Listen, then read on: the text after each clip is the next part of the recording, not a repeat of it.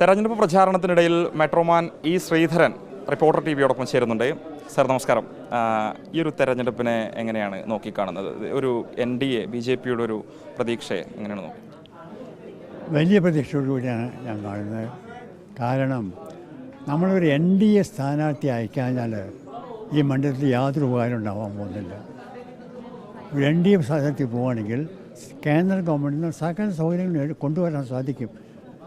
അതാണ് പ്രത്യേകിച്ചത്. അത് എല്ലാവർക്കും മനസ്സിലാക്കി കഴിഞ്ഞപ്പോൾ അതിന് കേന്ദ്ര ഗവൺമെൻറ് തീർച്ചയായിട്ടും അത് BJP ഗവൺമെൻറ് ആവുന്ന NDA ഗവൺമെൻറ് ആയിരിക്കുന്നത് എല്ലാവർക്കും അറിയുകയും ചെയ്യാം. അതുകൊണ്ടാണ് ഞാൻ പറഞ്ഞല്ലോ, ഒരു NDA സ്ഥാനാർത്ഥി അയച്ചില്ലെങ്കിൽ വേറെ എവിടെ അയക്കുകയാണെങ്കിൽ അവർ അവിടെ പോയി ബഹളം ഉണ്ടാക്കി പാർലമെൻറ്റ് സ്തംഭിപ്പിക്കാതെ നമ്മുടെ നാട്ടിൽ യാതൊരു ഉപകാരം ഉണ്ടാകാൻ പോകുന്നില്ല. കേരളത്തെ സംബന്ധിച്ച് ഇതുവരെ BJPക്ക് അക്കൗണ്ട് തുറക്കാൻ കഴിഞ്ഞിട്ടില്ല. ഇത്തവണ ഒരു അക്കൗണ്ട് തുറക്കുമെന്ന് തന്നെയാണ് പറയുന്നത്. അത് എവിടെയായിരിക്കും എന്നുള്ള കാര്യത്തിൽ ഒരു തീർച്ചയായും അക്കൗണ്ട് ഞങ്ങൾ തുറക്കും, സംശയമൊന്നുമില്ല.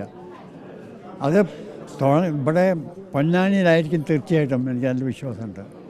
പിന്നെ പല ദിക്കിലും തീർച്ചയായും എങ്ങനെയും 8 or 10 സീറ്റുകൾ ഞങ്ങൾ മേടിക്കുന്നതാണ് എൻ്റെ വിശ്വാസം.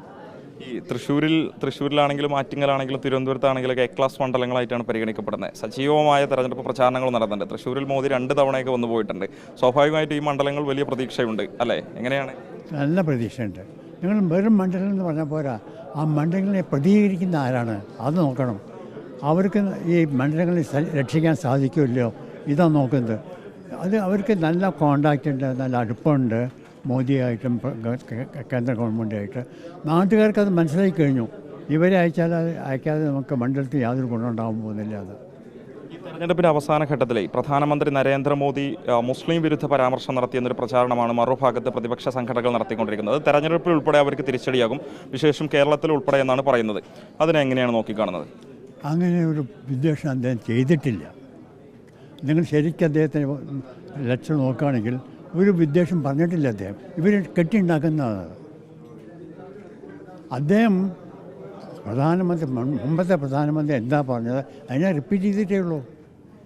അദ്ദേഹത്തിൻ്റെ അഭിപ്രായമോ വിശ്വാസം എന്ന് പറഞ്ഞിട്ടേ ഇല്ല. അവിടെ പ്രധാനമന്ത്രി എന്ന് പറഞ്ഞാൽ UPA സർക്കാരിലുണ്ടായിരുന്ന പ്രധാനമന്ത്രി മൻമോഹൻ സിംഗ്, അദ്ദേഹം എന്താ പറഞ്ഞത് അതിനെപ്പറ്റി റിപ്പീറ്റ് ചെയ്തേ ഉള്ളൂ. അദ്ദേഹം നിങ്ങൾ വായിച്ചു നോക്കി ശരിക്കും.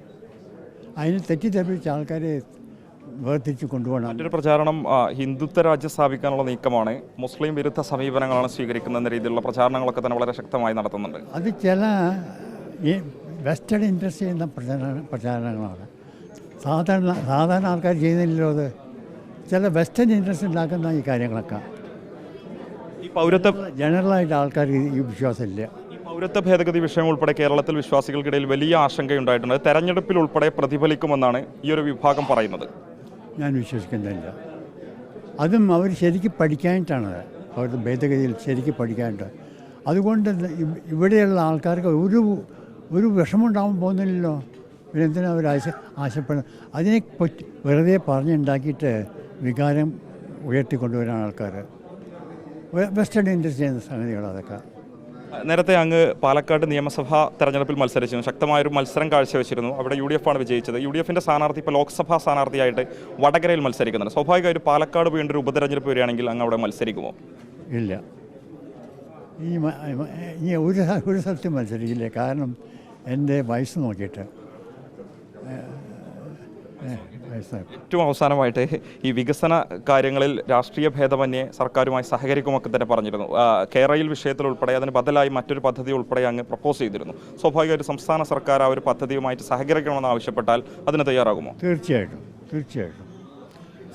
ഏത് പാർട്ടിയാണ് ഭരിക്കുന്നതല്ല നോക്കേണ്ടത്, നാട്ടുകാർക്ക് എന്താ ഗുണം വരാൻ പോകുന്നത് അത് ചെയ്യാൻ തീർച്ചയായിട്ടും തയ്യാറാണ്. എന്തായാലും വലിയൊരു വിജയം കേരളത്തിൽ ഉൾപ്പെടെ NDA ഉണ്ടാവും. തീർച്ചയായിട്ടും ഉണ്ടാവും. തീർച്ചയായും തന്നെയാണ്. NDA മുന്നണിയെ സംബന്ധിച്ച് വലിയ വിജയം തന്നെ കേരളത്തിൽ ഉൾപ്പെടെ ഉണ്ടാകുമെന്നാണ് മെട്രോമാൻ ഇ ശ്രീധരൻ ഈ ഒരു ഘട്ടത്തിൽ റിപ്പോർട്ടർ ടിവിയോട് പ്രതികരിക്കുന്നത്. വീഡിയോ ജേർണലിസ്റ്റ് വിത്തൂർ കടവിനൊപ്പം reporter Mubashir P. Akbar, in reporter, Tirur.